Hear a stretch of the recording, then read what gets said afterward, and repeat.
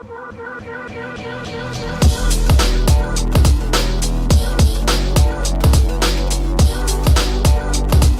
everyone, and welcome to episode 13 of Paravine's Into the Rift. I'm your host, Daniel Dracos, and joining me tonight is our Brazilian law expert, Emily Rand, John A. Crichton, got it, Stephen Nguyen, and our special guest for the evening is Thomas Fly Mihilov from Rockhat, the general manager. So, welcome, everyone. How's everybody doing tonight? Not bad. Freezing. Freezing? Quite good. There you go. Yeah, pretty cold, man.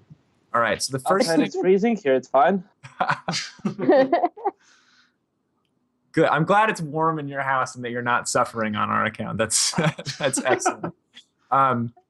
So the first thing I want to talk about tonight is obviously there's been a lot of roster news recently. It's still the off season and a lot of teams are still bouncing around their rosters. And the first thing I want to talk about is Cyanide leaving Fnatic,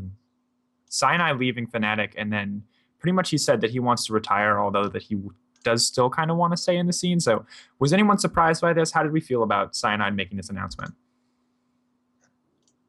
Anyone wants to start or me? You can start if you want, man. Okay, yeah, I Kick it off. go. To be honest, Cyanide and Package, since both of them left together, wasn't a surprise. It's been rumored for quite a while. From what we've heard from people like Richard Lewis, Torin, etc., the team himself had problems for years with Fnatic, so it doesn't really come as a surprise. And the other thing is for Cyanide actually retiring, why not? He retires in a moment that he cannot catch up to the meta that much. A lot of the people started, at least the community started turning negative towards him. So I think the moment that he decided to retire is really good. And from what we've seen already the last days, he's producing content, videos, as such for the people from perspective. So yeah, we can see him still in the community, but obviously he's not going to be playing anymore. Yeah, and for me, I was excited that he left when he did. I've always loved Cyanide as a jungler, and as far as I think because he left before the community had a huge negative effect on him, and before he really let his play slip too far away, because he did acknowledge that his play was slipping. He left at a good time because he kind of preserved his legacy as a player, and he at least went out knowing with a pretty solid record despite his maybe not so great performance in season 4. He went out before things got really, really bad, which is something we don't see players really often do. A lot of times players will retire once when they're forced to retire, basically when they're dropped from teams. Well, that retirement right now lets him actually work with the community further, because he leaves at a moment that the community still trusts in his opinion, in his decisions. So they're actually going to follow him and try to learn from him. While if you wait until you wash up completely before you leave the scene, people are not going to trust you that much, follow you, and check on what's your opinion on the certain things. So I think, yeah. So are we pretty much in agreement that this was the best career choice for Cyanide? Yeah, I mean, just reading his statement, it just seemed like he was, he even acknowledged that he was a bit burnt out this entire season, and tried to get it together, and he kind of fell short of the expectations that he set for himself. So I think it was definitely the best decision for him to make, and it does come at a good time.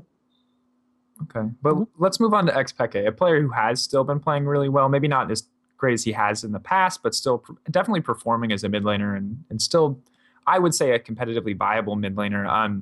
Do you think he made the right choice leaving Fnatic? Obviously, he's pursuing that dream of his, but do you think down the road, is this the right career choice for him? Well, I mean, if this is what he wants to do, I think choosing what you want to do, I don't know if he was miserable or anything on Fnatic, but if this is what he wants to do, you should do it. And it's worth taking a chance, making your own team, and then to not do it and take the safe path and then always wonder why, what if I didn't, right? So, I mean, I don't know if this how it'll work out for him. I don't really know his team too well, Origins, but I don't know. I am willing to believe in it. So. Okay. As far as I know, does anyone know his team? Like, I know people are trying to I figure don't out think things it's been from revealed. silhouettes, but yeah, I don't think his team's been actually revealed Is yet. this one of those moments? Yeah, I'm just gonna smile over here. No, So- I have my guesses. When you think about it, the rumors has been Niels. I see other option Taps is free on the scene, so it should be one of the two. It depends who gets, who Fnatic gets, who Xpeke manages to get. I also could see someone like Mitty going to that team. Especially after we've seen he didn't actually join Superhot crew, and considering unless Alliance turns to him in the last moment, I don't see any better options for Mitty to go to, and I think it's going to be a good option for Xpeke, for his team, and especially if you go with Taps, you're going to have Taps and Mitty again, the old Lemon Dogs bot lane, so why not? And for other guesses for Jungle, you have, unless he goes to RNI as a fellow Spanish person, you have Amazing, you have Dexter, which are free right now. The earlier one didn't join Super Hot Crew as we saw. So yeah, he has the options. And for top lane, I'm actually really curious who it might be. I saw a couple of Alex Ich suggestions, but I don't think Alex is gonna live Rock's Kiss like 2 weeks after he joined them. And I'm not sure how much trust Xpeke and those are gonna have in Alex Ich being a top lane after all the switches of him between the lanes. And it's true, and I think Alex Ich is one of those prime examples of a player staying around maybe too long and kind of like sullying his good name from his time on Gambit, where he was sort of revered as one of the best mid laners in the world. But it does seem like he has a lot of options. So I think a lot of people were speculative as to like, what possible team could he assemble in such a short period of time and expect a good result. But from what you're saying, it does seem like there's a lot of good options in EU as far as free talent goes. And it may not be, the best roster at first, but he does have this opportunity to make a pretty solid team. From what we've seen of Xpeke, do you think he has the personality? Does he have the talent to kind of like put a team together? Does he have the resource? I mean, we know he has the resources as a professional player. We can assume that he's made a sizable amount of money. But outside of that, do you think he has the personality where he could put together and manage a team professionally, or is he going to look for outside help? I don't think he's going to look to manage the team himself. He has had, until even in Fnatic, the last year and a half, I believe, he has had his own company in Spain, managed by a couple of people. He's been, I believe, working on himself as a brand and everything for quite some time.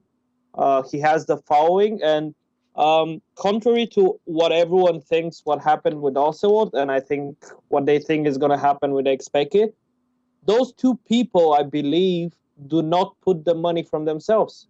Like, they have the following, they have the PR options to actually go to a company and say, hey, I'm making a team. Do you want to sponsor it? I have 500,000, close to 1 million followers on Facebook and Twitter. So, yeah, do you want that promotion? So, yeah, I think he's going to have enough sponsors, enough companies actually supporting him to make an actual competitive team. And towards his skill, we saw at Worlds that he still has it. Like at Worlds before that in Europe, we saw that Xpeke is actually a really good player. From what I know from his teammates and himself, it's during the split when he looked weak and everything, it's just him not having the motivation to dedicate his whole time on only playing. He wanted to a little bit relaxing. I believe he was a little bit burned. The girls were distraction, etc., etc. But I believe he still has it. Okay, so when Do he you think forms his that- sorry, you can go on. Oh no, I was just gonna say, do you think that him forming his own team would like help him regain that motivation, or? I think you need to play with people that you enjoy playing the game with when it gets to that point, when you start to lose motivation in the competitive scene, it's good to surround yourself with people that you're friends with as such. So if he builds a team around people that he enjoys playing with, then there's no reason that he can't like reignite that fire as such, you know. And the other thing is he's going to be playing for his own brand from now on. So I believe that's going to reignite him and motivate him to actually play again competitively, really on a high level, because it's his own thing and he wants to prove people and develop it and make it look good and work good. So yeah, I think he's going to be good. I'm excited for this team. I know there's been a lot of dispute about the name and the name not being the best, but I honestly think that's a pretty fickle issue to bring up. I mean, it does affect the brand, but I think more importantly, like now that you've talked about the talent that is available, I am excited for this team. I'm expecting a lot for them. If this team does well, do you think we have like another potential media empire on our hands? Do we have another Ocelot? Do we have another like Reginald with TSM?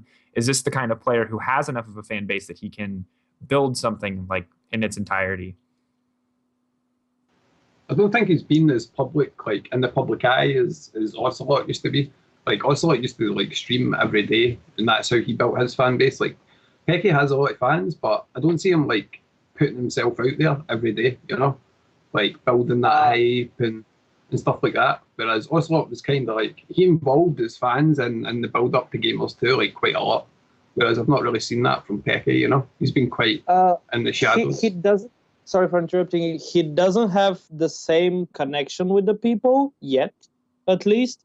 But I believe Peke has the more community control, because I give an example. I was at DreamHack Bucharest, which had no League of Legends event at all.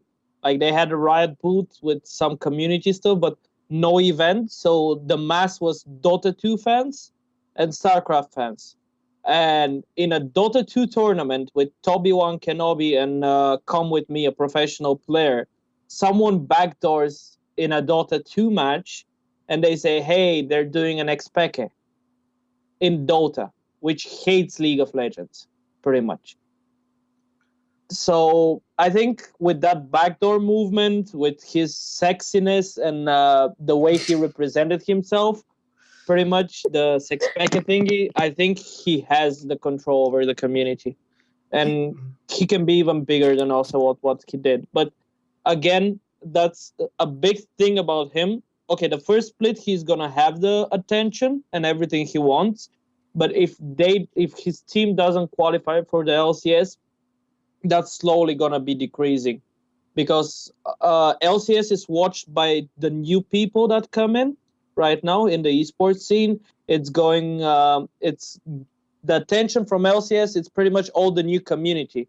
And even if he has the old one, people are going to stop watching him, stop following him, and the new people are not going to be going to him unless he's in the LCS. Okay. Well, I think you made some valid points there for sure. And I'm, like I've been saying continuously, I'm excited to see what he ends up doing. And I did not know about the Dota 2 Xpeke backdoor, and that is absolutely fantastic. And I think that alone is probably enough credibility to say that he could build an entire community just off of his fan base alone. I mean, obviously people know who he is, and if he's still a really good player and he still continues to perform, I can see him putting together an excellent challenger lineup and qualifying for the EU LCS. But moving forward to other kind of LCS news, we did just see today Nukeduck and Mithy are unbanned or are being unbanned soon. They will be available for the split to come, I guess, is the big news. Despite the fact that we did think it was originally only going to be Nukeduck, but it now turns out that they are both unbanned. How do you guys feel about this? How does this affect EU? Which teams might look to pick these players up? What can we expect? How do we expect this to affect EU or any other region for that matter? I'm trying to stare at Thomas through the He's so giddy about this. Well, first of all, these two players being back puts a lot of talent back in the EU talent pool, which is always a good thing. And second of all, that does show that Riot is always willing to give players multiple chances to come back in. I'm not going to bring up any examples of other players who are currently banned right now, but there's always... it's not like there's an end of a career if you get banned for at one point, right? Like Dominate came back after a year or two. He plays on Curse, so it's just a good thing overall, I think. Well, I mean, from what I these know from guys. yeah, go on. Sorry. Okay. These guys, like, what you need to take into consideration is, like, these guys are, like, top tier in Europe as well. So it's not just, like, 2 players into the pool. It's 2 of the best players at that position. So, like, for instance, if you look at any, like, who is the best support? Like, Lemonation. Imagine Lemonation wasn't in LCS last year. Like, that's pretty unfathomable, you know? Like, what the hell? And now he's coming back. That's huge, man. It's just people don't see it in the same light. And obviously, with a top tier mid laner, I don't know, like, who was top in NA last year. Bjergsen, I guess. Bjergsen, yeah, go Bjergsen. Imagine Bjergsen was out for the LCS split. Like, you'd be like, holy shit, man, Bjergsen's coming back. This is amazing. It's just because there's not, I don't know, it's like, if you had to compare it that way, because it is very similar, then I think there would be a lot more hype in the NA scene about those players coming back, you know? So I don't see why it isn't that way with EU.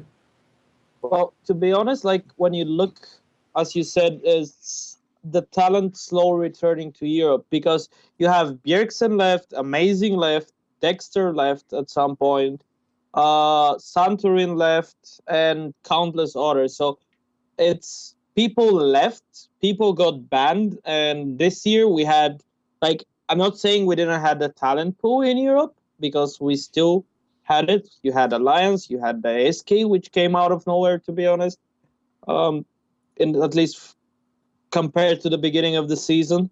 So right now we have Nukeduck and Meteor returning, we have Amazing returning, Dexter returning, we're implementing new talent. Rio is in Europe, Horo is in Europe, some solo queue people are coming, like Niels, like those. So Europe talent pool has grown quite big compared to last season, and makes me really excited actually for the new LCS. It's gonna be really interesting, and especially with 10 teams, considering most probably H2K is gonna join LCS if they don't fail at 1 again, which brings Febiven, Odwamne inside.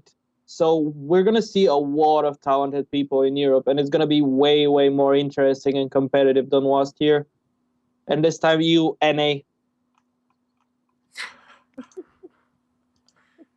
EU is better than NA, I think is the message he was trying to communicate there, at least for this season to come. We'll see.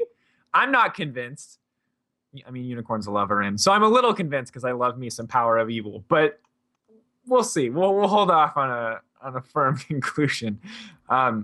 So moving forward from that, one of the things I want to talk about is Ryu coming to Roccat for IEM Cologne, and the decision there. And lucky us, we happen to have someone who has a lot of insight into the decision-making process on Roccat. Steven, tell us what do you... Never mind. Fly, of course, please. Let it talk to us a little bit about Ryu on Roccat. And we got quite lucky with Ryu because we were really, like, first of all, we didn't expect the spot to come to us after losing to Gambit, even though it was only with 3%.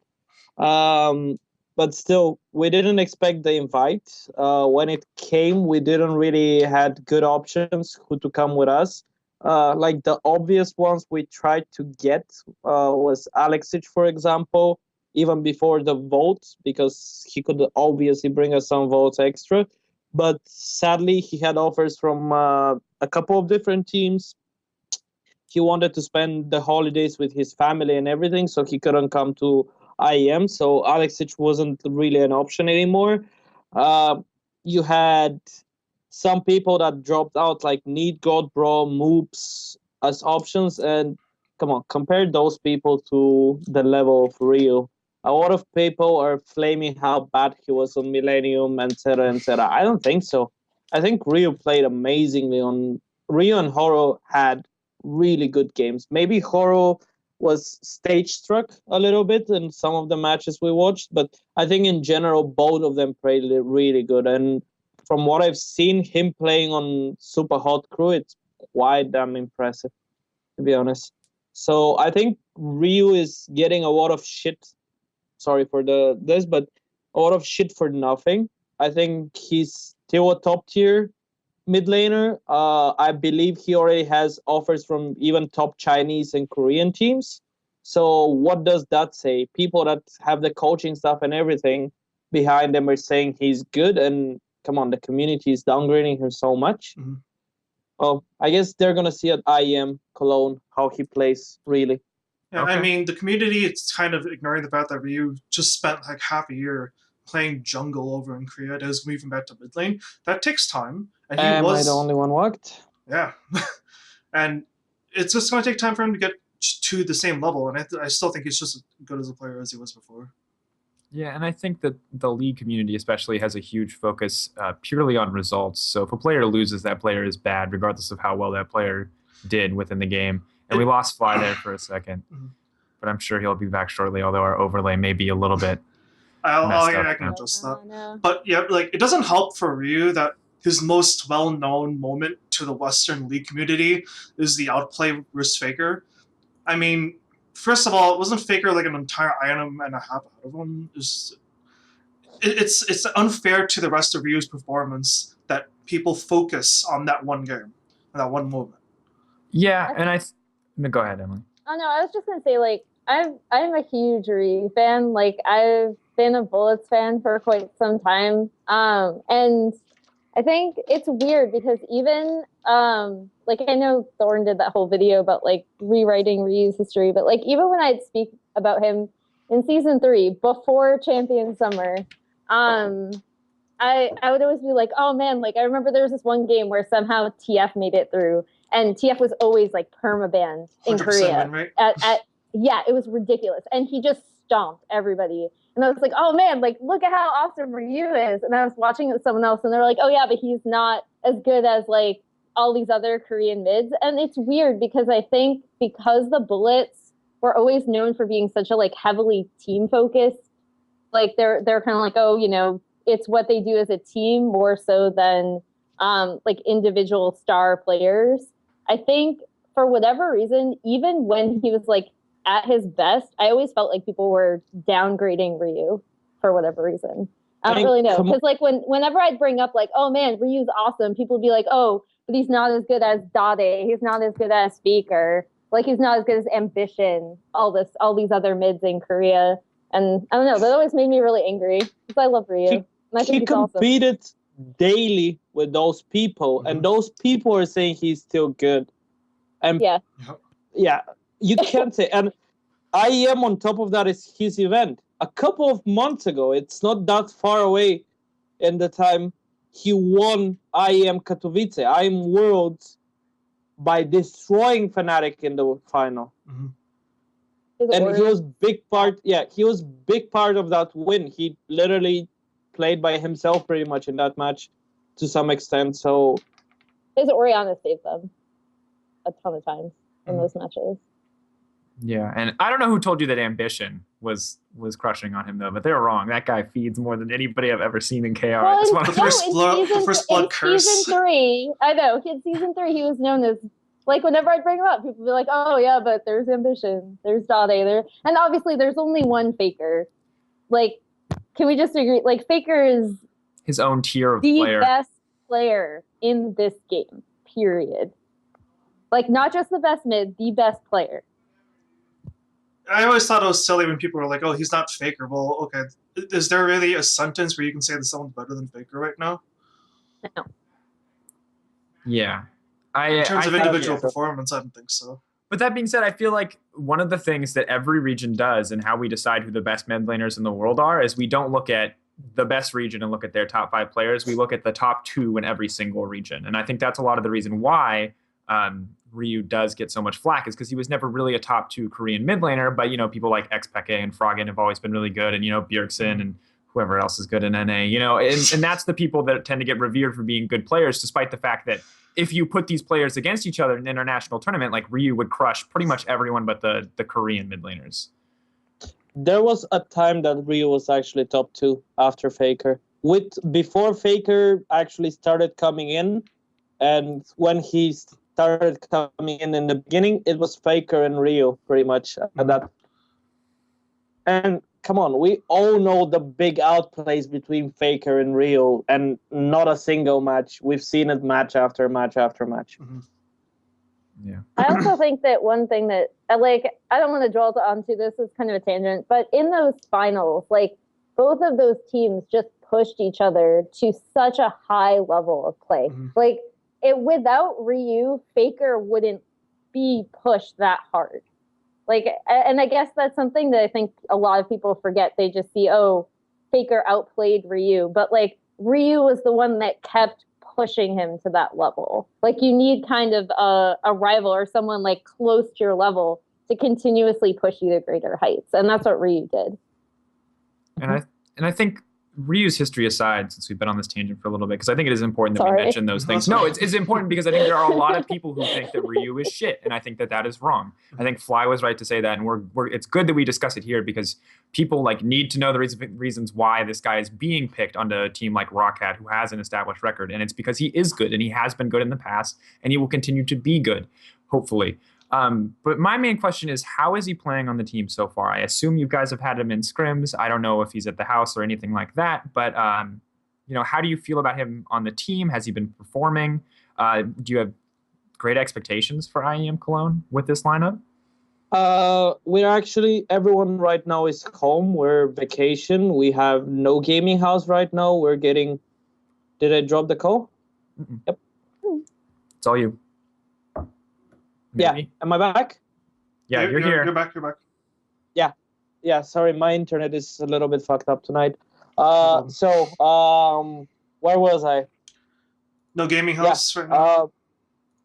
We don't have a gaming house right now since we're moving from Cologne to Berlin, and everyone is home vacation. We've been practicing from home. With Ryu, we've played 2 days until now, pretty much.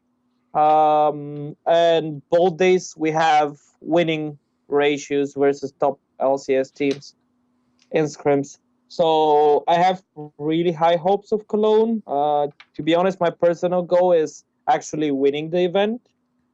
But yeah, I'm happy with him. Like, communication not perfect. I feel like he's still a little bit shy on letting go and just talking freely between the team, but that's partly because he hasn't even met the guys in person, and his whole communication is via TeamSpeak. And to be honest, even players that have perfect English would have had trouble adapting to a team like ours, because in our team, we don't stop talking.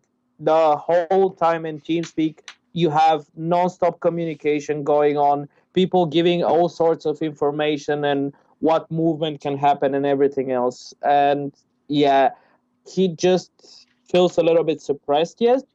But the last games, especially after today's scrims, he started opening up, making calls, shouting stuff, being amazed of Jankos doing a play, for example, et cetera, et cetera.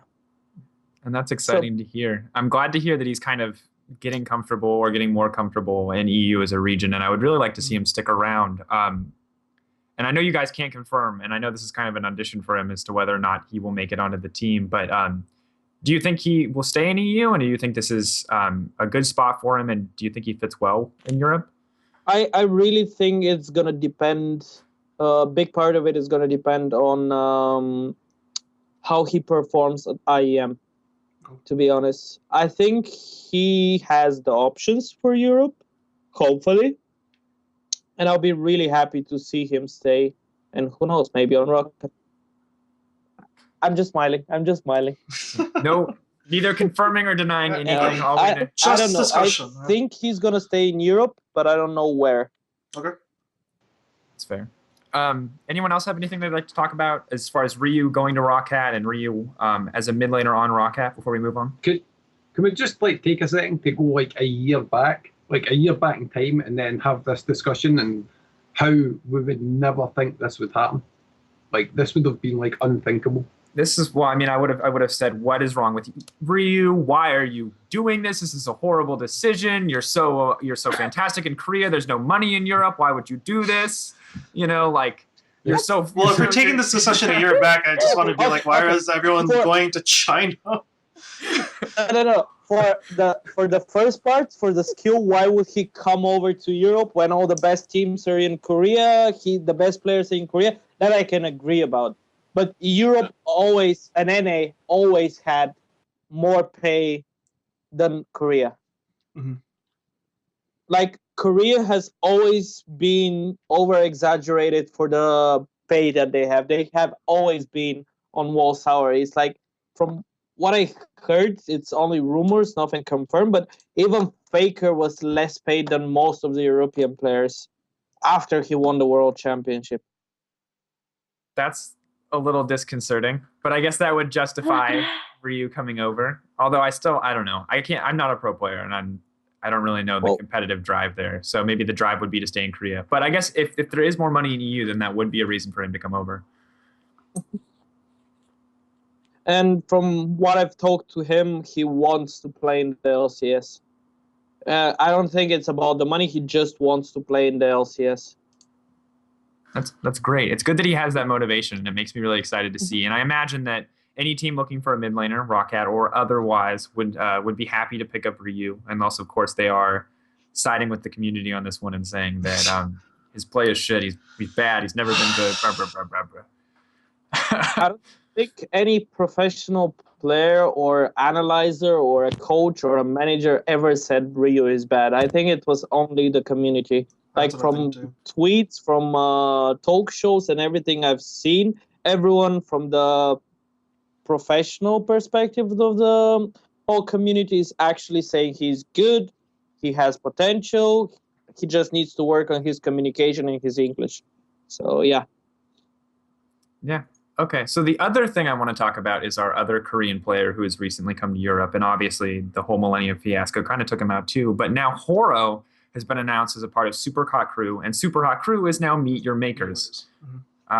So let's talk a little bit about this. One thing to keep in mind is that their head coach is Last Shadow, a very outspoken individual within the community, has been noted as a pretty solid coach. I'm curious as to how this is going to work out. I know Fly has a little bit of insight as to how they've been performing in scrims, but before we go to their actual in-game performance, how do you feel about the decision to pick up Horo? I feel like compared to the players. Did we just lose him? And I think we just lost you there, Fly. I don't know if you're. Yeah, he just lost. All right, we'll get him back. I just think it's an interesting pickup. I don't think it's a bad pickup. I just mean that Horo hasn't had as much spotlight as other Koreans. He was on SKT T2 with Reaper's team originally. And since then, they did well initially, and then they kind of flopped for a bit. And then they let go everyone on T2 except for Horo, so that was interesting. So he obviously seems to have the quote unquote potential. But I think it's a good risk to pick up Horo. Okay, and Fly, you cut out before you could make your point, but you were about to say something about Horo. Yeah, I wanted to say you have on Super Hot Crew, you have players that are known to being aggressive, trying to make plays. You have solo queue players like Mimar, like Selfie, like Mr. Rales, people that are super aggressive. Combining them with someone like Amazing, from at least what we've seen from his tweets, he was their option before that. Combining with a person like Amazing who plays more utility supportive junglers, I don't think it was a good option in general for playstyle for them. While Horo is a person that goes to the lanes and forces stuff, forces giving advantage to his lanes. He's one of the smart people in the game. He knows when to counter gank, how to move on the map.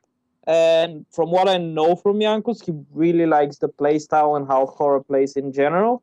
So, yeah, I think Horo is the way, way better option than Amazing. I don't say Amazing is bad right now or anything, but I just think Horo is the better option in general for MYM.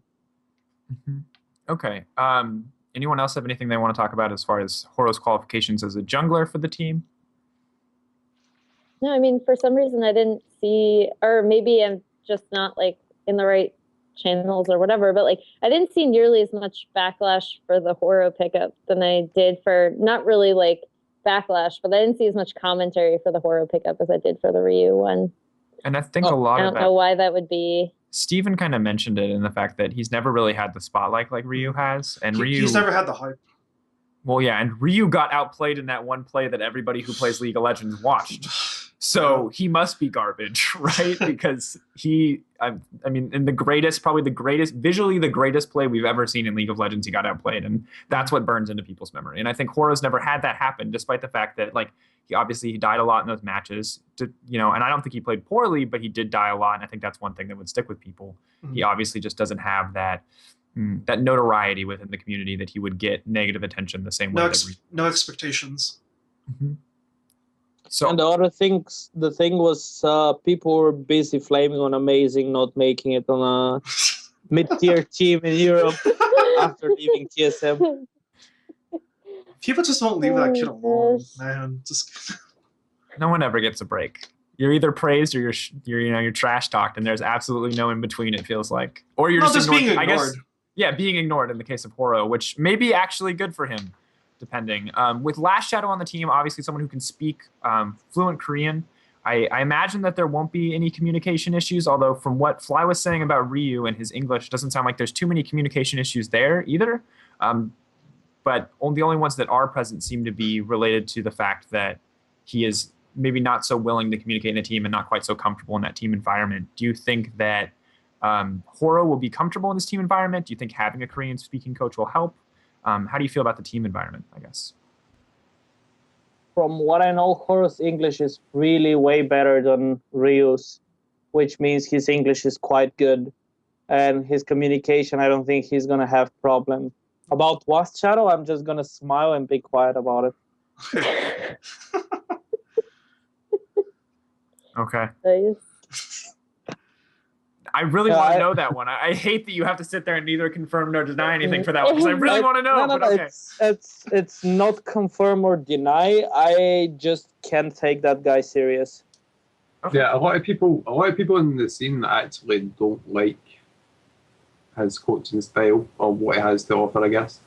Like, I've heard a lot of people going on the opposite way. Like, the community seems to love him in the way, like his videos and stuff, but I don't know how his team coaching is, so I can't personally comment. But I have heard people saying that they don't enjoy it for whatever reason. So, I don't know.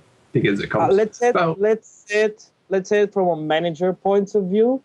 Not a single manager in his right mind will want that kind of drama queen in his team. Not a single one. Okay. So you think it's more about what happened with Ocelot rather than to be honest, anything else? Sorry for interrupting. I haven't seen him a single game until now that we've scrimmed versus Super Hot Crew MYM that he has actually spectated the game. So I have no freaking clue how he's coaching those people. And from turning the minions into the bad guys and your minions to the fellow guys, I don't see it as a good coaching. That's not my idea of coaching at all. Okay. And in this situation, I really don't know that much about LS or his coaching style outside of like the coaching videos that we see on Reddit, which, I mean, solo queue coaching is obviously and much different. Completely different. Solo queue, I think, is generally agreed to be not competitive League of Legends in any way, shape, or form. It is mechanical skill practice and absolutely nothing else. So I guess we'll move on just because I don't think that there's enough solid evidence on MYM outside of just talking about Horo to really discuss anything about what we can expect from that team. But I mean, Their go support. ahead. Their support is interesting pick. Okay. Well, talk to us a little bit about their sport. I actually have no idea who it is on Meet Your Makers. It's Bach, Baah. That's his nickname in game. Until now, I haven't heard anything about him, but from what they explain him, it's just Rales met him in solo queue. He's Danish as Rales, so they can speak their own language between themselves. And Rales felt really comfortable with him. And to be honest, in Super Hot Crew, Rales is the one saying who he plays with in the support role. So it's more of Rales making the decision he wants that player to play with him. Okay, well that's pretty solid news. I would like to think, I think finding a support that's going to be compatible with your AD carry seems especially crucial. Bot lane synergy has been noted as like a huge team component, especially in a team as aggressive as Super Hot Crew who like to make those early game plays. So, I'm hoping for a lot here, and I guess we're just going to see what happens at this point. So moving forward, let's talk about our one little bit of NA roster news. CLG officially signs xSmithy and brings back Link for IAM Cologne. Let's talk. Link has not really left the team, and I think there might have been other mid laners speculated, but because we didn't decide on anything new, I would like to focus mainly on xSmithy, former top jungler in NA, and then Vulcan as a team happened, I guess. So let's talk xSmithy. More XCG happened than Vulcan, but I guess actually I'm sorry. I guess xSmithy has had enough time away from the scene to, I guess, recollect himself, because I think he was feeling burnt out. I think there was just a lot of issues in the XCGG house. Like, I think they said they had really bad internet or something. They couldn't all play at once, or one person streamed and everyone got wrecked. But I don't know. Time away from the scene, taking a break. He's coming back. He could be remotivated. He can reclaim his spot as one of the top junglers as an NA. I don't know, but I think he is one of the better choices, I guess, for jungle, and considering who else is available on NA. Yeah, and I really haven't seen that much out of him recently, and he dropped out of the Challenger tournament before he got to play any games. Pretty much we now know to go try out for CLG and to practice on CLG. Do you think it was aggressive for CLG as an organization to make that choice before really getting to see him play too much? Or do you think they just know that xSmithy has that reputation as a good player and has performed very well in the past, and they can make that kind of call on judgment? Well, I mean, xSmithy's been in the scene for a really, really long time, or at least around an NA.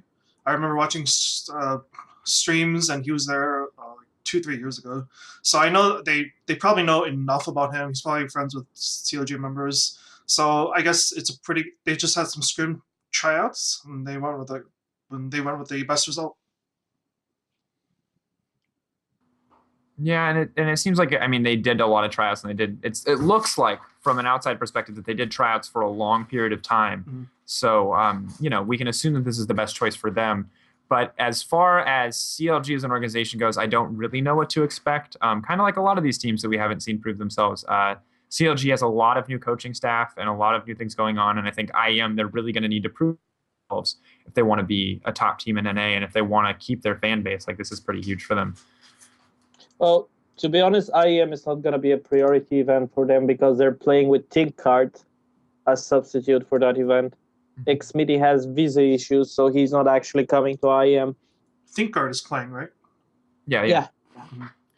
And Tinkcard is good, but I think you're right. Without a full roster, it does seem pretty hard to practice or take the event too seriously. I mean, we saw Trixz, however you say his name, play in Battle of the Atlantic last year and kind of underperformed. May have been a poor choice to bring in. And I mean, obviously those matches were just horrible in general. Nien got pretty crushed in the top lane by Soaz, and rough overall. But no, it wasn't Battle of the Atlantic. It was IEM. It was one of the IEMs. I forget which one. I thought it was Well, they played Fnatic and they got crushed. And I remember Trixz not doing very much, playing Elise and not being very useful. Yeah, because in Battle of the Atlantic, Cloud9 fought Fnatic.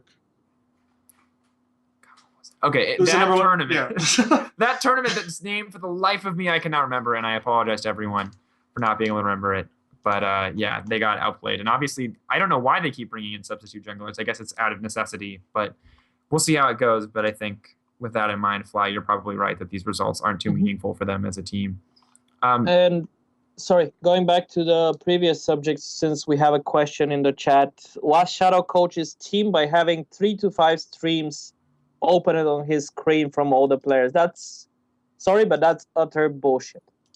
Like, Selfie right now doesn't even have the internet to play properly, not to mention streaming. And if anyone knows how shitty the German internet is, they'll know you cannot stream from a gaming house more than 1 or 2 people Fnatic had the best internet from all the gaming houses, and they couldn't stream more than 2 people at the same time.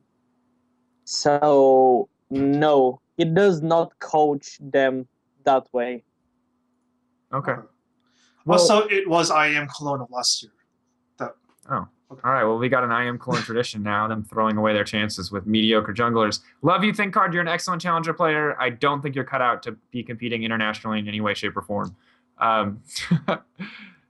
So let's move a little bit forward. One thing I wanted to talk about, since we have Fly as a guest, I want to talk about the future of EU in general. We've been talking a lot about the teams present, a lot about the upcoming teams, but I think a lot of people have been saying, just to use the word a lot as much as possible, that EU doesn't have the same level of coaching staff. It doesn't have that same infrastructure that NA or another region might have. And Fly, how do you feel about this? Do you feel like EU has the same infrastructure, better infrastructure, worse infrastructure? What do you think? Until now, we didn't. But since now Riot is introducing the coaches, the budgets for coaches, analysts, and extra stuff, I believe a lot of the teams are going to bring in the people. If it's going to be the right people or not, that's a big question. I would suggest, do we want to discuss a little bit about more Europe, like which teams, what chances they have, etc., etc.? Yeah, I would love to dig deeper into Europe. We don't have a whole ton of Europe experts on this show, so just talking about Europe in general, I think would be excellent. Okay, let's go then one by each team. Then I'll keep it as short as I can. So we have Alliance as first from last season. They switched Reckless they switched Taps with Reckless. Is that an improvement? Yes, I think Reckless is better than Taps in general. It's gonna change Alliance's style a little bit. I think it's gonna be improvement, but I don't think it's gonna be that huge of an improvement. And to be honest, it's for Alliance for next season. I don't think they're gonna get worse from what they were. I think they're gonna get better. But how much better it's gonna be, big part of who do they have as coach and staff behind them. Since with Alliance it's a little bit more complicated because Froggen himself controls the team and what happens in the team. So it's really hard to find the right stuff for them, a person that they're gonna respect, listen to for everything, and not make their own arguments. And to be honest, if you go against the coach, you don't respect him, you don't listen to him, why do you even have a coach over there? That said, Alliance, I see them top 3 again in the next split. But if they're going to be first again, that a lot depends on the other teams. And I think that's something that from what I've heard, and this is obviously not from experience or from interacting with these teams, a lot of teams seem to have that same kind of issue with authority where players want to make that argument. And a lot of times it's the players who have been around for a long time, like before coaching staff was really a thing in a lot of the regions. And is that something you see a lot? Is players kind of fighting back against the coaching staff, having their own opinions, having their own arguments? It's slowly changing. Like, people are starting to realize, especially with now, the team realizing they don't own the LCS slots. It's the organization, that the organization controls everything. Players start to realize their places are not safe at any point. So they started slowly listening and being influenced by the coaches. I think that's, as Tap said in one of his Ask FMs, that's slowly starting being the right way to go in Europe. Like, the actual coaches. And the other thing is more and more players retire, like Cyanide, maybe Crepple, as we saw Wicked suggest in an interview. So we're going to actually have people with actual knowledge and respect from the players becoming coaches slowly. So I think slowly we're going in the right way. Okay. Does anyone else have any thoughts about EU and EU infrastructure in general, especially for focusing on Alliance right now? No. Okay. Is there any other teams that you feel like would really benefit from this coaching staff rule and that would that are currently in the LCS that have not in the past really had that level of support staff? SK has shown they've had it before. I think it's going to be a really crucial point for SK with simply the personalities and the toxicity we say we have in SK. Even though I don't think in scrim environment and team competitive environment they have that much of a problems, but having all those strong personalities in the team, having their sport psychologist over there, their managing coach in the face of Inner Flame, maybe some extra people, it's really crucial for them. I see them starting really, really good in the LCS when the split starts, but that coaching stuff behind them is going to be the key if they manage to sustain and be consistent in their performance. And yeah, I for sure see SK as a top 2 team, I believe. Yeah, and I've been really happy with their performance in the past, and I'm excited for this. John, how do you feel about it? But SK, I reckon they're going to be good, man. Like, regardless, just the people that they have in the team are all really solid players. I don't know how the bottom lane's going to go. I don't know how that's going to meld together or whatever, but I like Forgiven, and I think we'll see them again, at least top 3, you know, probably top 2. But it's kind of hard to judge everything without seeing it. But on paper, it looks dynamite, you know. So, look, I mean, each player on their team is a top 3 player in the region. Yeah, and I think that's one of the big trends for preseason. I think is it's a lot of the times it's just speculation, because these preseason games, it's hard to put real value on them when these teams haven't really practiced a lot. And obviously, like for a lot of these teams, we haven't even seen their new rosters come together, and for a lot of teams, they don't even have a final roster. So just speculating. I'm really just a big SK fan in general. So of course I'm going to speculate them into the top 3, but I don't know that much about Forgiven or Fox, formerly What the Fox. So I'm curious to see how it'll work out. Yeah, when you said about Fox, it's going to be really interesting to see how he plays on stage. We also have seen him play really good online, but when he played for SK Prime, he a little bit choked at stage in front of crowd, actually at one. But I can adapt. I can say that this thing might have been because of one of the players they had, Ziz or Halo, who is a little bit more crying baby when they start losing. So he might be affected from that. But yeah, in general, I'm really curious to see how What the Fox plays on stage. But I really have high hopes from what I've seen from SK until now, at least. Alrighty. All right, we'll close out Europe with that. Just give everybody just kind of an impression of what to expect from EU LCS to come and where EU stands as far as infrastructure and coaching. But moving forward, I'd like to talk a little bit about OGN and the preseason games that we've seen, as far as how teams are performing, how the lineups are doing, and like what we can really expect from the OGN season. So the first question I want to pose to you guys is, how do you feel about these rosters compared to what they were last season? I mean, we've obviously had a lot of players leaving. How do you feel about it?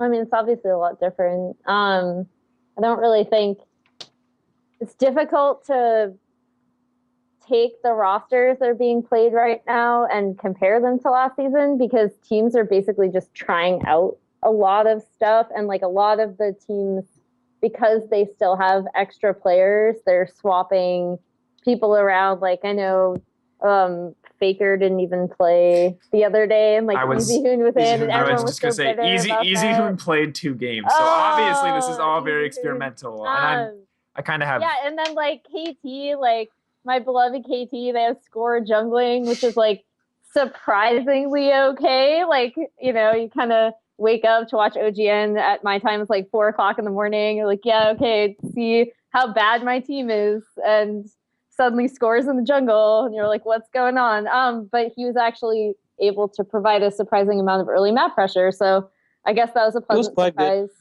Yeah, like I was really like impressed and kind of confused. So apparently, Score's been tearing it up in solo queue jungle too. Yeah, so I mean, I don't want to have hope for KT because they always break my heart, but I guess like Score jungle gave me hope. Najin and SKT are definitely still looking like, in my opinion, the two. Like, Najin has a really strong team going into this season. They have they're running Ambition. Oh, at least on paper. At least on paper. They still have Space as AD carry. Space Prism. Space Prison, the CJ Entus team. In my opinion, Najin has the best AD carry over there right now in OQ. So and they're looking so good. Like they're going to be really good this year, I think. Yeah, and I think Goom's performance in the mid lane especially was just really impressive, really consistent mid laner from what we've seen just in those two games. I mean, Ari and Zed obviously not the most different champions, both kind of an assassin-y play style, but his Zed play was phenomenal.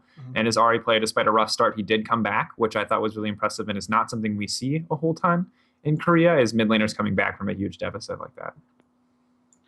Yeah. So SKT is an organization that we've gotten excited about in the past, obviously season 3, and then season 4 kind of failed us. So Faker, assuming they play Faker 100% of the time, how do we feel about Peekaboo assuming that's how you pronounce it, in the bot lane, their support? I felt like he played pretty well. What did you guys see? I like Peekaboo. I think he has a lot of talent. I think he made, particularly in the first day I saw him play, he made a few mistakes. But I mean, he generally had a pretty good attitude about it. Like, I don't think he let it kind of get to him. I think he's going to shape up to be a really good support player. Wolf was looking pretty all right. I mean, pretty meh. It's weird because, like, going into the season, I was like, oh yeah, Wolf, like, this is really his chance to step up, and then he's kind of just present in comparison to, I guess, my expectations. So maybe that's probably my fault, but I do like Peekaboo. I think there's going to be a little bit more of a competition for that spot than I previously thought. Martin stepped up really a lot from SKT. At least in the first matches of the organization, he looked really scary in that top lane with Alessandra. I wonder if it was the Lissandra pick being more his style, maybe, or if it was the play style of SKT T1. I mean, it's one team now, but T2 and T1 had very distinct play styles, and I wonder if playing with the other players on T1, like Faker, no, you didn't play with these, right? No, play with Faker first. He played with Faker for the first set. Both games. Well, he just looked more comfortable, I guess. Yeah, but the other thing I want to keep in perspective here is that obviously Marin did play great, but we did see a ton of jungle pressure in that top lane. Like, we saw multiple Warwick ult yanks. I mean, and when you combine Warwick ult with Lissandra ult, it's pretty easy to snowball a lane. But that being said, I do think that solo lane ability in top lane, while being very important, is less important in this particular meta, just because of the team fight impact that every single top laner is looking to have between Maokai, between Gnar, between Lissandra. Every single one of those is about team fighting, is about having that map pressure outside of just top lane. But even then, Lissandra obviously has not the strongest early game, and Marin did play exceptionally well and got through, I think, the roughest part of Lissandra's game, which would be her early game, at least in my opinion. He looks better than I've seen him in a really long time. So we talked a little bit last week about ambition in the jungle and what we like, if this was good, if we were excited to see it. And Fly, you mentioned you kind of liked CJ's lineup. How did we feel about ambition in the jungle? I overslept the batches. That's okay. Yeah, they're early in the morning over here, so like 10 a.m. for me. And I was still sleeping from trying to get myself to IEM schedule for San Jose, which were the more important matches for me. From what I saw, CG Entus, at least the first two games that I've seen a little bit, CG Entus controlled the map, controlled the vision, controlled in general the enemy, and just close out the games as soon as they got the lead back. I wasn't pretty... I should say I'm impressed, but I have really low expectations of ambition in general. Like, I always knew him as like the little flame in mid lane that fed, like decent wave control, not quite on par with Flame, definitely not like the star player that team solid all around mid laner. And so his switch to jungle was a little surprising, but I will say like his greatest claim to fame right now is that first blood where he pretty much mechanically outplayed on Kha'Zix and I thought did really well, but he's not a bad jungler by any means. And I think that he has, decent map control. And I think that the more time he gets in the role, the better he will be. Will he be a top Korean jungler? I really don't know. I kind of doubt it, honestly. In my opinion, I thought Score was a better jungler, but maybe that's just me. It's a lot of people in the jungle. So no, Score actually did really well. I was avoiding that because I don't feel like I got to watch those games as in depth as I did a lot of the CJ games. But yeah. Well, it's not even that he was like particularly mechanically impressive or anything. The only thing, I guess, and again, like it's one of those things where it's also my expectation level. So my expectation level for Score jungle is kind of like a giant question mark.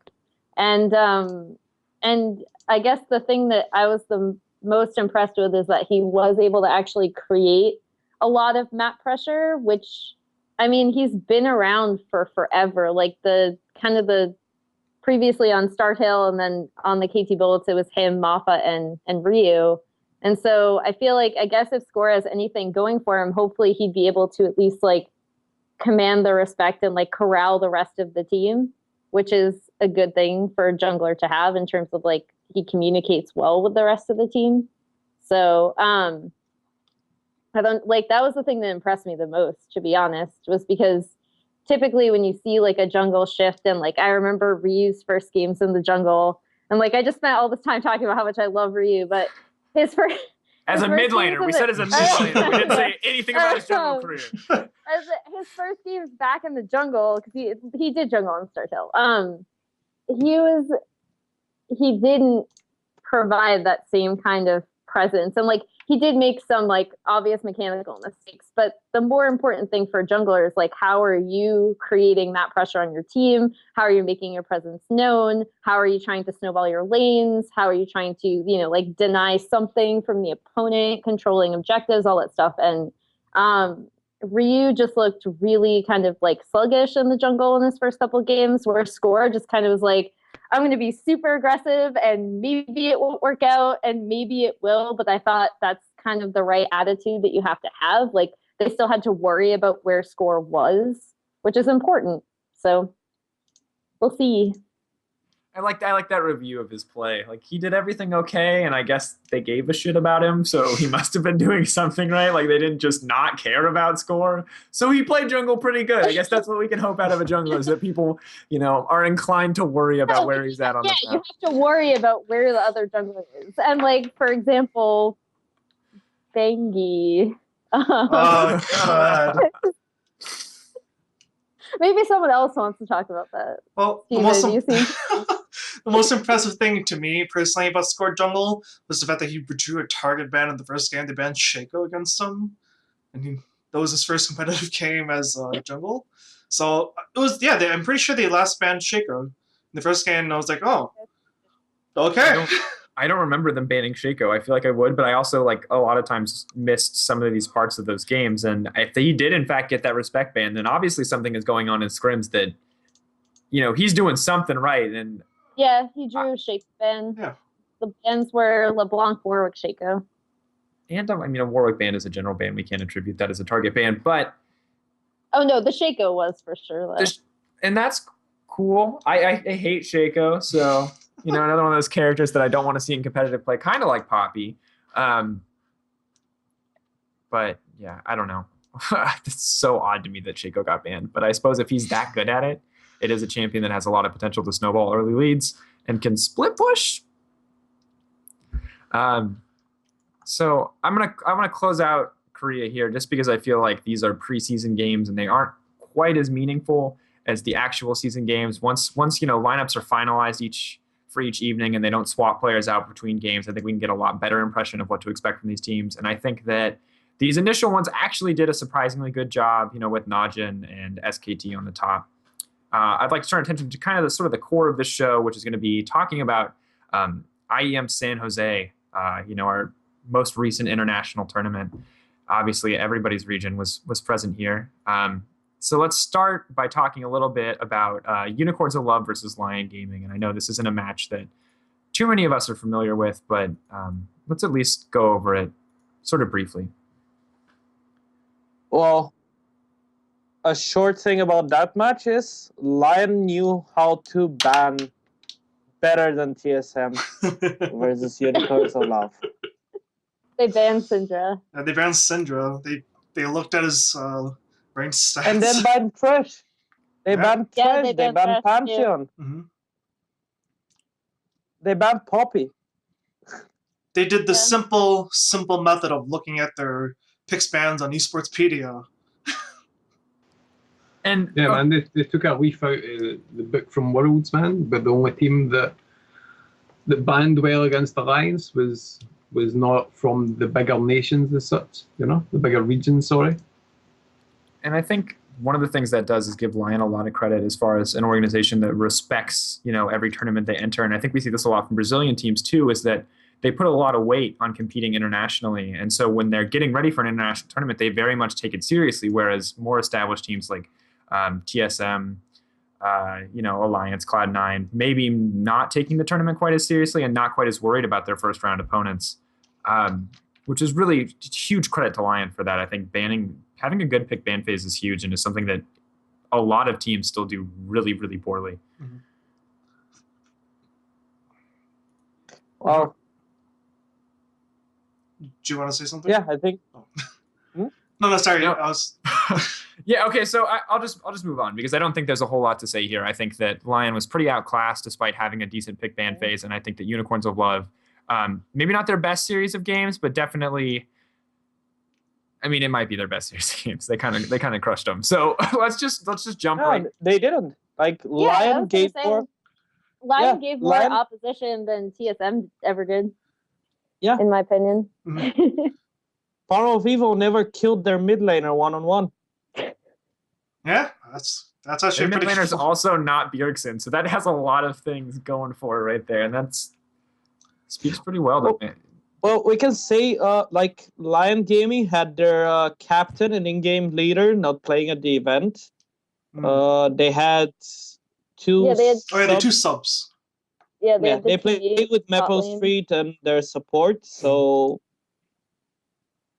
yeah, in general, they played with subs and still gave a fight to Unicorns. Like, Unicorns was in control of the whole game, but still, Lion didn't give up that easily against Unicorns. Yeah, okay. And I'm starting to see what you're saying there, and that alone, I guess when you compare it to their performance against TSM, I guess Lion did in fact put up a better fight than TSM, which is kind of salt in the wound for TSM fans, although I don't know if they would take that seriously or not. I think the big difference was over there was the pick and ban phase rather than anything else. Like, Unicorns actually gave, like, we're gonna talk in a bit about it in the TSM discussion, but Unicorns just didn't use the maximum potential out of their picks against Lion. And on top of that, Lion banned and picked stuff that was comfortable from Unicorn's side. So, yeah. And in general, throughout this tournament, I think Unicorns was really dependent on their comfortable picks rather than anything else. But we can discuss that later. Of course. So let's move on to Cloud9 versus Pain Gaming. 2-0 for Cloud9. Some surprises here. Some people were hoping for 2-1 or maybe even a win for Pain Gaming. Emily, why don't you tell us a little bit about this series? I was not actually expecting Pain Gaming to take the series. But I do love Pain Gaming, and they, unfortunately, I think they definitely did not play as well as I've seen them play. And that's not to say like they were obviously up against superior competition, but that was not all of it. Like, they definitely did not play up to the level that they are able to.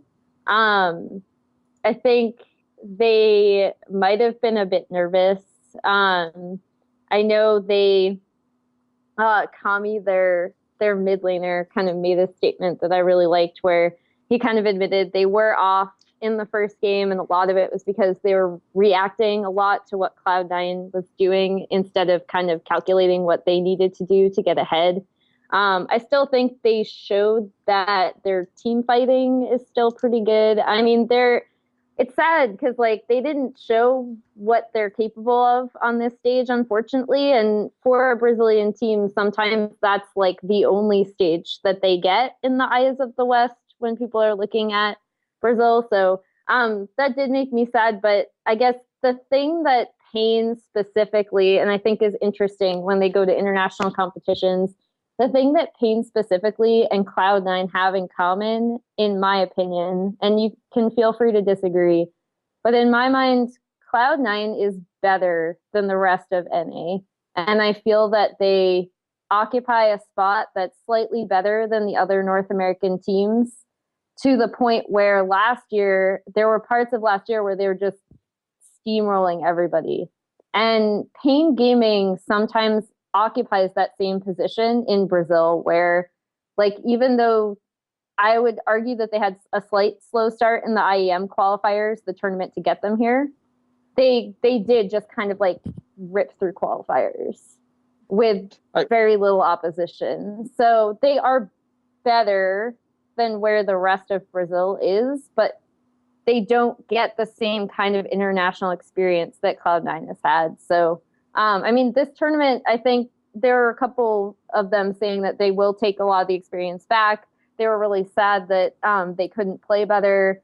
It's kind of up in the air as to what's going to happen to this team because their Korean bot lane, which is actually formerly the Midas Vio bot lane, they are likely leaving soon. Well, to be honest, their bot lane played pretty weak at that event. And seeing, like, to be honest, Kami played out of his mind in those matches versus Cloud9. He had amazing performance considering, yeah.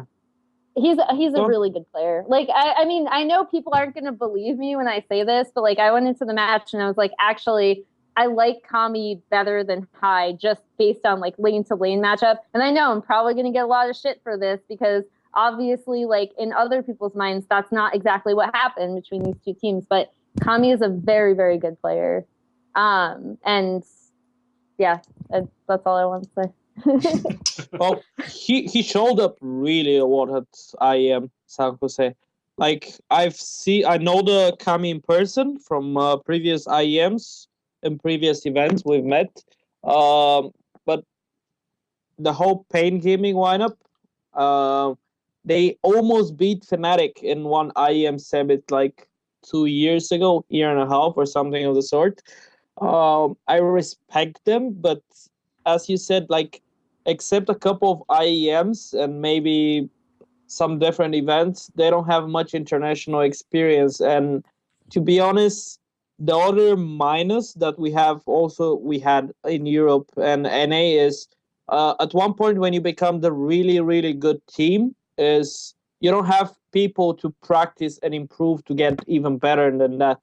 And that's especially the case for Pain Gaming because in Brazil, sorry, but I don't consider the scene. I love the scene, but I think they don't have that much of a good teams. And considering they try to implement, I think their big mistake is trying to implement mediocre, low-tier Koreans just because they're Koreans into their teams.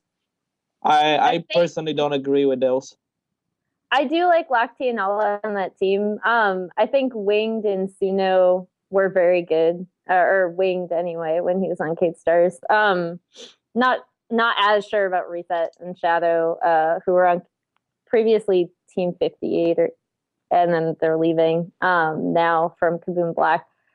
But it depends on what happens this season. I think this season's, and I can't say a lot about it, but I think this season's going to be really interesting for Brazil. I think what they really do need is a regular, like, just start with like regular offline play where they have to play each other in a competitive environment every week. And like an LCS, like it doesn't even have to be LCS format because they already said it's going to be CBLOL, but like that's, I think, what at least will start to improve some of the other teams. Because you're right, like Payne's on top, and then it's like Cade and Kaboom, and then the rest of the teams was what it was. This previously it was CNB, but this year they have a completely different roster. So we'll see.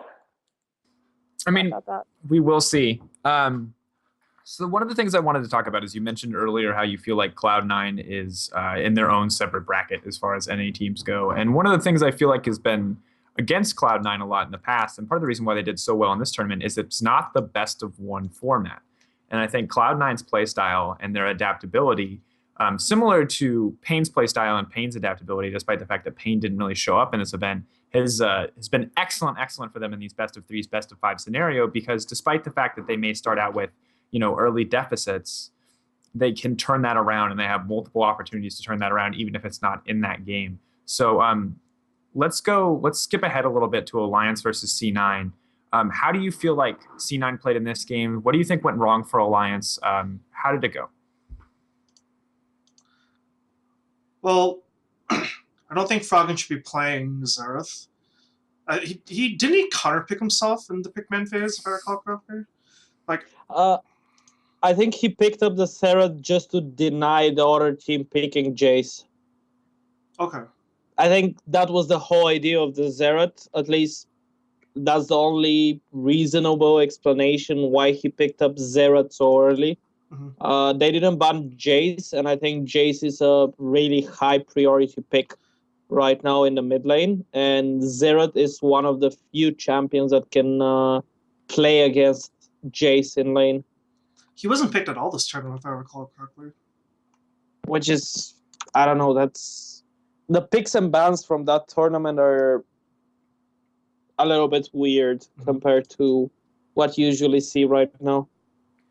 And I think that a lot of that is because teams have not gotten a chance to play against each other internationally. Teams have not gotten really the experience. And I mean, we know that scrims for a lot of teams are about getting a comfortable roster, not figuring out, new champions or diversifying champion pools, which I think a lot of people haven't picked up Jace yet, which I could in the long run be disastrous. And one thing that I did really like about this Cloud9 lineup is this is a combo that we see a lot. We see that Fizz mid lane with that Lissandra top. And it gives you just so much pick potential and so much team fighting. And I love watching this team fight play. Obviously, it doesn't always work, but it was really excellent on them to pick that into this Corki Xerath poke comp, with that Soraka backup, just to make it a really hard team to break. But when you have that Fizz and you have that Lissandra, it becomes much easier to break into that front line and to just CC down those squishier poke champs like Xerath and Corki. One thing in those series that surprised me a lot is how high priority Soraka support was for both of the teams, which makes no sense. Yes, Soraka is good, but it's really situational pick to counter the other lane. And especially, I think one of the games they picked Soraka and they lane swapped, which makes no sense. Like, Soraka is bad in lane swaps. The idea of Soraka is to counter champions like Janna and which else? Yeah, pretty much Janna and one other support. Is it Nami by any chance, or Morgana? I think Nami more. It's Nami, Janna, and those utility supportive. And it's simply to outplay in the 2v2 situation, because you're going to have an AD carry that can consistently... No, it's not Nami because she has the heal too. It's more Janna because he has the shield, but he can't heal and sustain the AD carry. So your AD carry with Soraka can trade as much as he wants, and he's still going to be on high HP because of the Soraka sustain. Okay, and that makes a lot of sense. So we saw Cloud9 consistently, well, not consistently, but get behind a little bit in a couple of these matches. And I know, Fly, you mentioned in our pre-show call that this was the only set that you saw where every single game, the team that won initially started behind. And why do you think that happened with these two teams? What about their play styles, or what about their play in those games allowed for these comebacks? I think for Alliance, first was their first competitive match with Recklessin.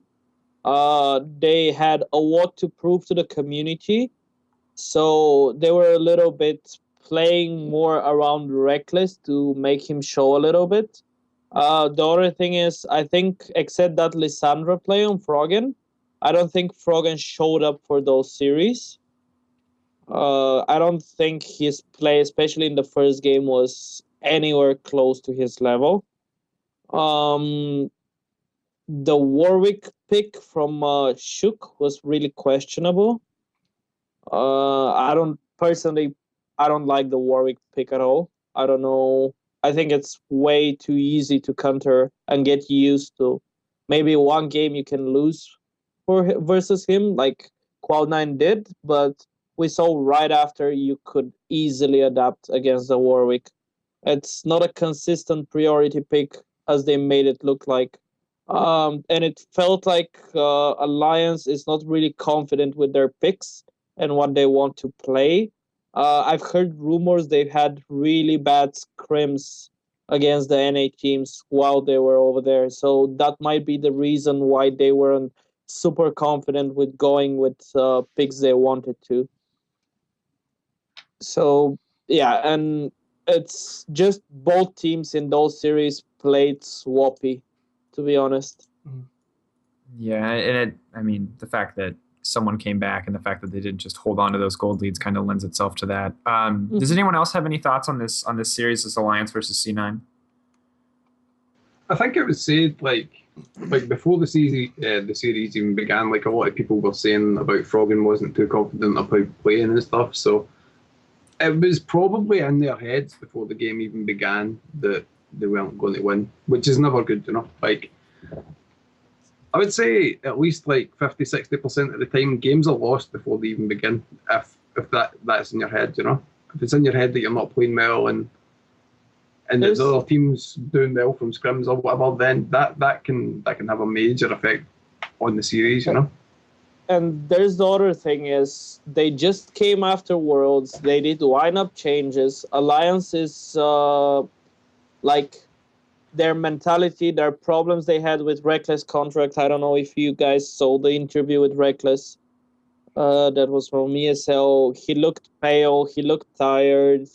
I don't think one of the casters said how important is for those teams the IEM event and everything. I don't think so. Like, I think those teams just went there for their fans and just to play and see how they feel on the new patch. I don't think it was priority event for any of the teams.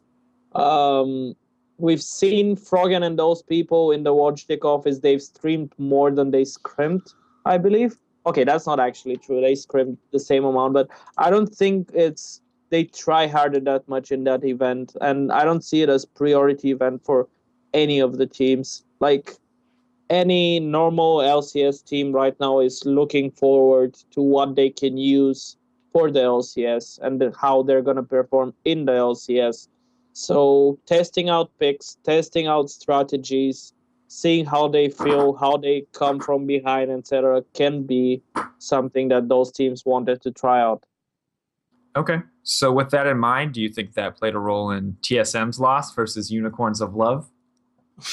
I love Power of Evil. I'm gonna grin like a jackass this entire segment because I love that kid, and obviously their top laner, their whole team looked amazing in this series. I love them. But that being said, let's get started. Let's talk TSM versus Unicorns of Love in the semifinals. For those of you who don't know, Swift 2-0 for Unicorn. No, not Swift, but a 2-0 for Unicorns of Love, a pretty clean 2-0. Let's talk about the series. This is a Swift one. What happened? Why did the NA, the gods of NA, the proverbial community gods of NA, TSM, get shut down by Unicorns of Love? Like, what happened in the pick ban phase? Talk to me about the games. Talk to me about the players' individual performance. What happened? They didn't prep. I'm pretty sure they didn't even look up like Power of Evil's like ranked stats or what he played in competitive. They let him get his like best champions. They just looked sloppy overall. Like, every lane looked pretty sloppy. I'd agree with that, man. I don't think they took the game too serious in the preparation phase, at least, Like, a lot of people underestimate UL, right? They think they're silly because of the name and blah, blah, blah. I don't know much about them, but Powell's a really good mid laner, and Chachi's a really good top laner. So straight off the bat, you've got like two of the best in Europe. Kiki's isn't bad. He's been around since season 1. He's been playing a long time. He's got quite a diverse champion pool, as you've seen. You know, he can pull out some pretty tricky picks, albeit a bit cheesy, but he's got them in his locker. Hylissang's pretty good. He lands some decent hooks and stuff. Fresh. Yeah. I wouldn't say Vardags is the greatest, but I mean he's okay. Vardagas, you mean? Yeah. Sorry, yeah.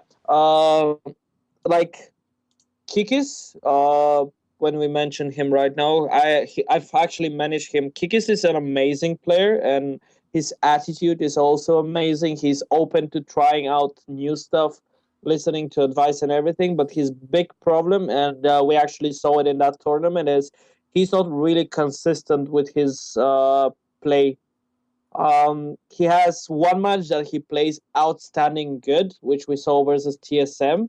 And then you had the Cloud9 series in which he was there, but he made so much questionable players. So yeah, I think in general he's too much inconsistent. It depends which Kikis we see in the match.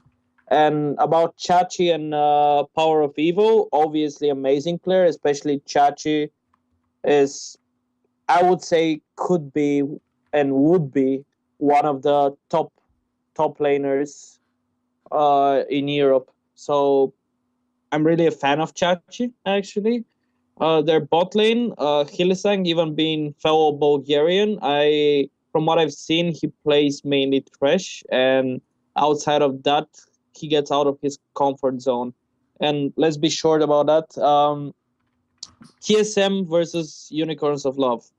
It was TSM got outpicked, outbanned. They got outplayed in every single lane. They got surprised by picks. And on top of that, Unicorns of Love played in a way that they, especially in the first game, that they didn't really give any chance to Santorin to do anything in the lanes. We've discussed it before the show. A lot of people actually gave a lot of shit to Santorin for playing bad. He didn't play bad. He played the best of his whole team in those series, to be honest. He kept them in the game without steals of dragons, and they forced him into playing a Nunu, which, hey, it's freaking Nunu. What do you expect to do with a Nunu when your team is doing nothing? And to be honest, the only bad play we saw from Santorin for the 2 games was that jumping on Baron, but at that point the game was already over pretty much, and he just wanted to try and see if he can maybe steal with his drop the Baron, but he was a little bit late with that. Besides, I didn't see all the Santorin hate, but I just thought he by far played the best on that team in that set. Didn't he steal like 3 dragons just like in that entire series? 2? I believe 2. One of them was between 1v2 versus the Pantheon and something else. Right. And he even stole the dragon 1v2 and even escaped after that. Yeah, I remember that now. I think there was 3 people on dragon. He walks in as Nunu, takes it, and walks out. Yeah, but the big part of those games, especially the first one, was, and even the second one, it's not especially the first, it was pretty much Unicorns getting all their comfortable picks, and on top of that, getting surprising picks. Like that LeBlanc versus Serret was a freaking favorite pick for Power of Evil. Like, LeBlanc destroys Serret unless you make some crazy plays or you have a good day and a little bit of luck. And that Twisted Fate, well, we see it in solo queue the whole time right now, so that's enough said. But yeah, both games was pretty much decided in the picks, and then TSM just lost it early game, and which led to Unicorns just playing it perfect. And holy hell, that's Vizichachi ultimate with the Gnar. It's out of his hand. That was so good. The flash Gnar ult, that was sick. so good.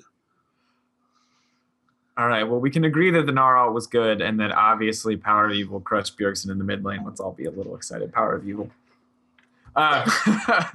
Moving forward, their final set against Cloud9, we kind of saw a different side of Unicorns of Love. Not quite so in command, not quite such a good pick ban phase coming out from them. You mentioned in the past that their jungler has kind of an issue with consistency, and this is kind of a set where we didn't really see him show up. Walk me through this one. Tell me what Cloud9 did well and where Unicorns of Love went wrong. Unicorns played Warwick. No, like Cloud9 at that time was already confident. Unicorns have beaten TSM, and I think their goal was achieved for the event. Like they went out there, hey, let's try. If we win, we win. If we don't, hey, we beat a TSM.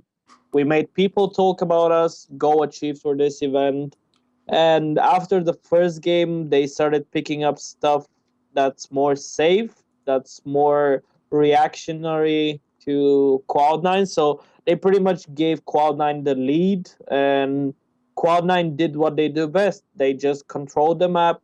They did those exchanges. We saw Sneaky doing like his usual lane push, taking turrets, inhibitors, while Unicorns is trying to do something, just something, and they didn't actually know how to react to those Cloud9 maneuvers we've seen. So yeah, I think it was just Cloud9 playing really good and Unicorns playing it safe and trying to react to Cloud9 do, which you don't let Cloud9 dictate your game. Never. Even Samsung Blue didn't. Yeah, and I think that's one of the big weaknesses is when you're coming up against a giant, kind of like this giant name in esports and definitely in NA, and I think worldwide now, Cloud9. You really have to be confident in your pick bans because Cloud9 has always been that team to pick people apart and to outpick ban. I mean, they're the only team, like in their very beginning, they were the only team to run Ashe Zyra, and they pretty much decided when to have team fights. And that whole split they crushed because teams didn't know how to play against that. And a lot of the reason they did so well is because other teams let them dictate pick ban. And obviously Unicorns of Love doesn't quite have the amount of international experience that Cloud9 does and probably let them get away with that when they shouldn't. But then at the same time, we saw Cloud9 steadily improving over the course of the tournament. That's something we've all kind of agreed on. They started off maybe not so confident, looking a little sloppy, and definitely in their Alliance series, didn't look like they had it quite together. And then going up against Unicorns of Love, who admittedly may not be as good as Alliance, but are pretty darn good, they crushed and they played incredibly well, dominant in pick ban, dominant through every stage of the game, I would even say, and an excellent performance, a swift 3-0 for Cloud9. Yeah. Does anyone else? Go ahead. Okay. No, I would say nothing else I could say about that series. Hmm. Does anyone have anything else they'd like to add about IEM San Jose? Not too much. I don't think it was an event that had a large amount of insight, other than enforcing the fact that just because Warwick is a solo queue terror doesn't necessarily mean he's invincible and competitive play. But don't pick Warwick ever. Love Emily. He got Please. nerfed anyway, ladies and gentlemen, so he's even worse than he was before, and teams that were tempted to pick him probably won't now anyway. Yay, my solo queue stats. Thank God Warwick is gone. My favorite Warwick game is still going to be that Masters match where Cacao picked Warwick when he wasn't popular. It was like a show match, and he would just run, do infinite duress, and then walk away laughing while his teammates would die. Okay. That was the only time I liked it. The best Warwick game, but it's just Cacao being awesome. I miss Cacao. All right. So let's talk about the next IEM tournament coming up. Let's talk about IEM Cologne. Obviously, we have someone on here whose team is going to be competing soon. Fly, Rockhat is going to be competing there with their new, mid laner Ryu, who we've confirmed is not bad after a little bit of earlier discussion in the show. So let's start with Fly. What do you expect from this tournament? Win. Huh? As simple as that. Like, I believe we have quite a good chance of winning the event.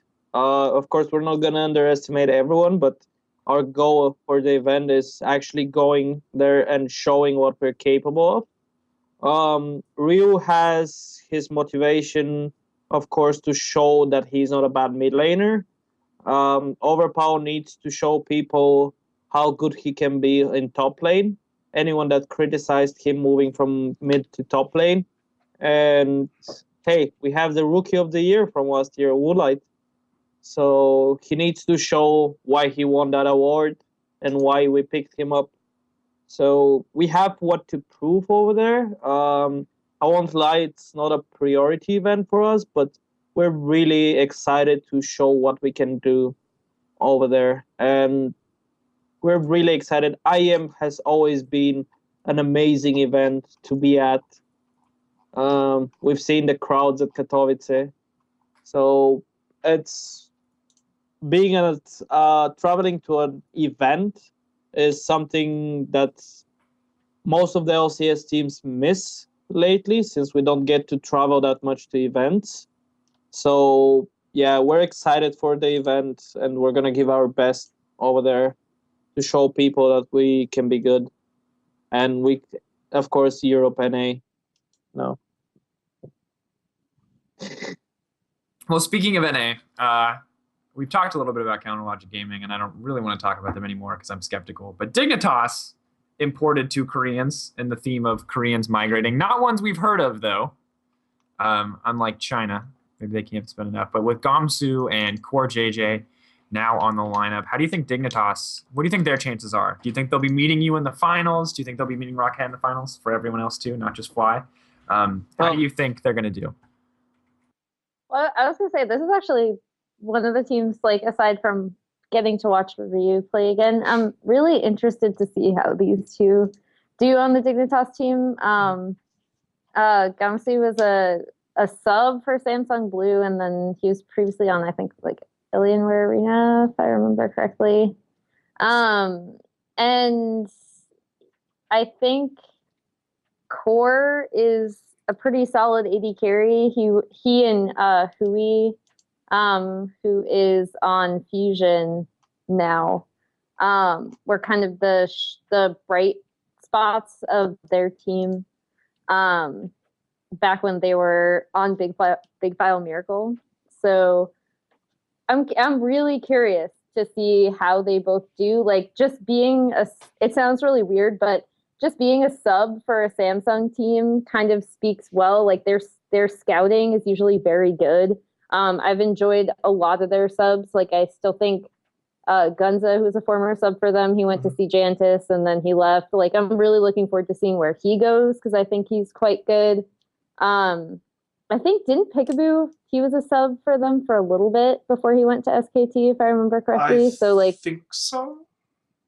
So I'm really curious, because I want to see what Gamsi can do. I want to see if, like, I guess the core Kiwi kid bot lane's going to be kind of weird, but Core is a really fun kid, so I'm looking forward to seeing him play as well.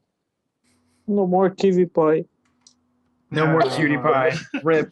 He's now playing in exciting tournaments like the Omen Encounter that I'm not at all excited about because I was shoutcasting it. I'm genuinely excited because it's interesting. What's that? Sorry? Nothing. Absolutely nothing. Nothing significant. Shout outs to sponsors and stuff. Yay. Bring me back. Hire me. Pay me. All right. Any other teams we're really excited about? Gambit Gaming Moscow 5. We get to see new Gambit Gaming versus new Moscow 5. New Moscow 5. They're not really Moscow 5 in my hearts.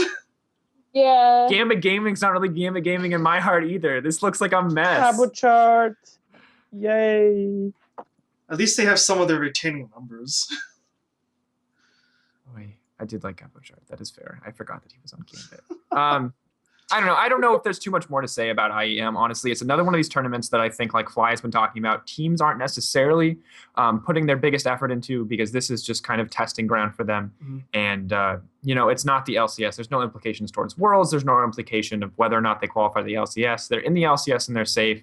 And that's where I think teams are going to focus their attention, not necessarily a smaller event like IEM, despite the fact that I'm sure you're eager to win, or Rocket is eager to win. I'm excited to see what happens. Does anyone else have anything they'd like to add about IEM Cologne? it's just going to be an interesting test of CLG, whether or not the new support staff is able to fix their bad habits. I mean, it's mostly the same team, so.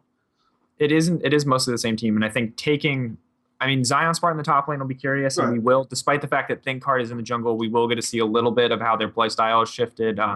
Obviously not 100% for the new season without Xmithie there, but we'll see something, and that's more than we've seen from CLG in a long time. So it'll be interesting. Aces High Esports Club is the one-time team we haven't talked to about. For those of you who don't know who they are, it's a lot of former members from Dark Passage. Holy Phoenix, their AD carry, is known for being the best AD carry in Turkey. Unfortunately, that doesn't give him a whole ton of world credibility at this point.